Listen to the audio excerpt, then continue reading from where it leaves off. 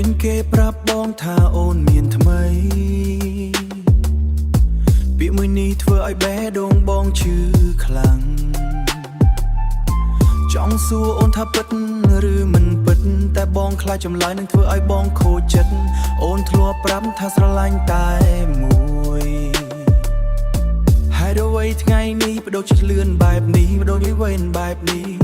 អ្វីដែលធ្លាប់មានកន្លងមកតើអូនភ្លេចអង្ហើយឬនៅ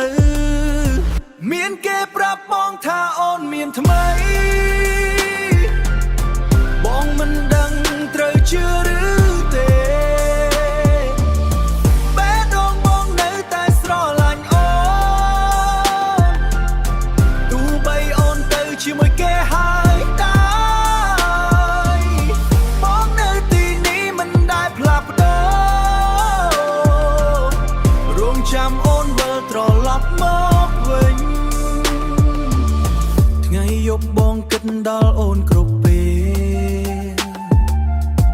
អនុស្សាវរីយ៍នៅតែដើរតាមបងបើអូនមានថ្មីពិតមែនសូមប្រាប់បងត្រង់សូមប្រាប់បងត្រង់កុំឲ្យបងសង្ឃឹមទៀតបើសិនជាស្នេហ៍នេះមិនអាចបន្តបងនឹងរៀនទុកវាជាអតីតទោះបីបេះដូងបងនៅឈឺចាប់បងនឹងព្យាយាមរស់ដោយគ្មានអូនមានគេប្រាប់បងថាអូនមានថ្មីបងមិនដឹងត្រូវជឿឬទេបេះដូងបងនៅតែស្រឡាញ់អូន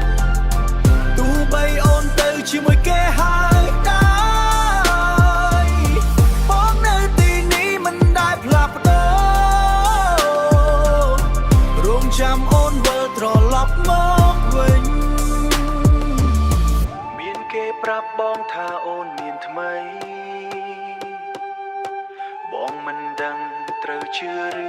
ទេតែបែងបងនៅតែស្រឡាញ់អូនរហូតដល់ថ្ងៃចុងក្រោយ